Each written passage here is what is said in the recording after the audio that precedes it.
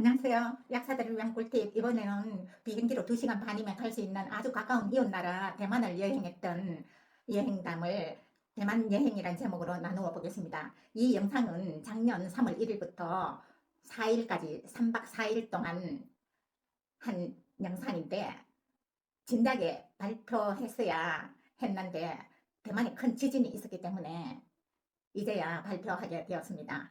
대만은 섬나라로 날씨가 굉장히 후덥지근하고 덥기 때문에 한국의 겨울철에 여행하는 것이 좋고, 청명한 날씨보다는 비도 자주 오고 바람이 많이 부는 날씨라 미리 우비를 챙겨가는 것도 도움이 되고, 모든 식당들이 오후 2시가 되면 다 문을 닫는다고 합니다.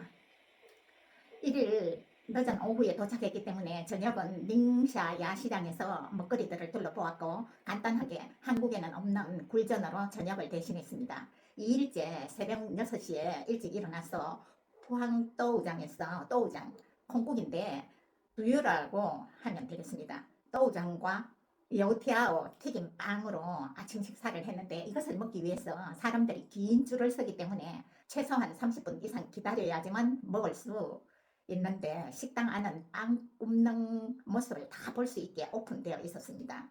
날씨가 좋지 않았기 때문에 아침 식사 후 바로 실내에서 구경할 수 있는 고궁 박물관으로 갔습니다.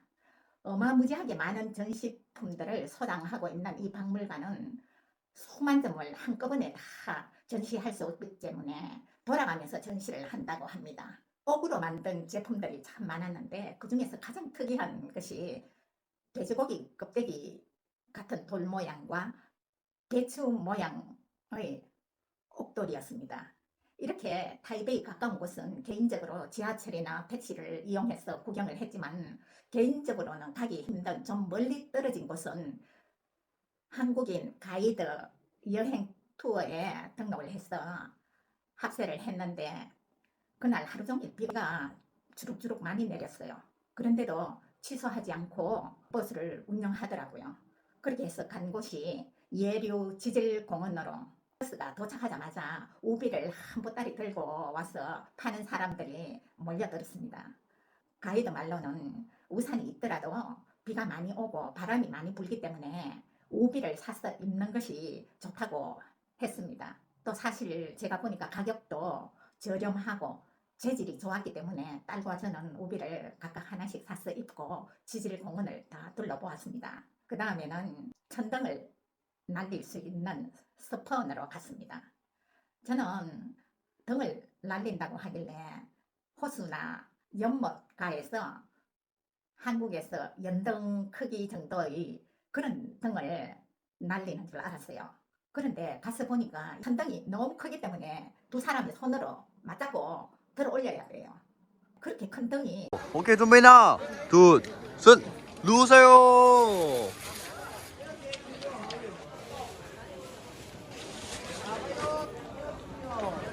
하늘 높이 막 빨려 들어가듯이 올라가는 것이 참 신기했습니다.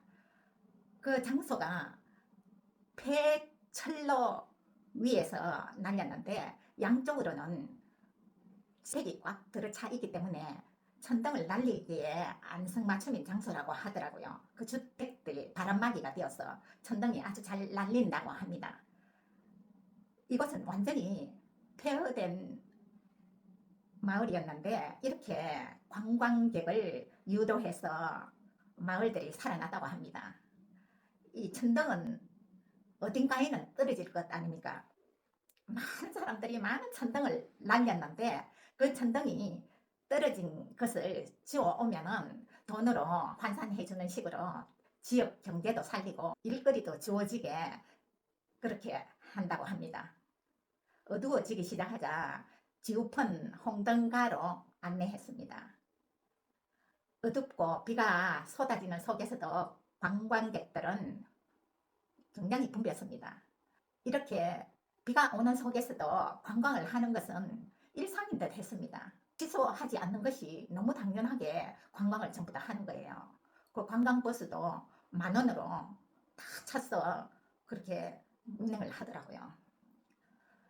그래서 거기 합세하면은 목적지까지 가는 동안 안내자는 그 관광지에 대한 설명을 다 해주고 내려서는 자유시간을 주는 거예요. 시간을 정해서 30분이면 30분 이렇게 시간을 정해서 어디에 모이라고 하면은 그 자유시간 동안 구경하고 먹거리들을 둘러보면서 자기가 먹고 싶은 거 사 먹고 이렇게 했거든요. 이런 관광 방법이 괜찮았던 것이 짧은 시간에 많은 곳을 돌아볼 수 있다는 점이고 가이드가 설명을 해주기 때문에 더 이해하기 쉽고 또 편하게 여행을 할 수 있었습니다. 3일째 아침에는 장개석 총통의 동상이 있는 중정기념당으로 갔습니다. 그 다음에는 불교와 도교를 함께 모시면서 가장 오래된 사찰 용산사로 갔습니다. 한국의 사찰과는 정말 너무 많이 달랐습니다. 그런 다음에 일제시대 와인 양조장을 복합문화공간으로 만들어 놓은 곳에 갔는데 여기에도 관광객들이 많이 몰리는데 이곳에서도 한국 문화의 영향을 볼 수 있었습니다.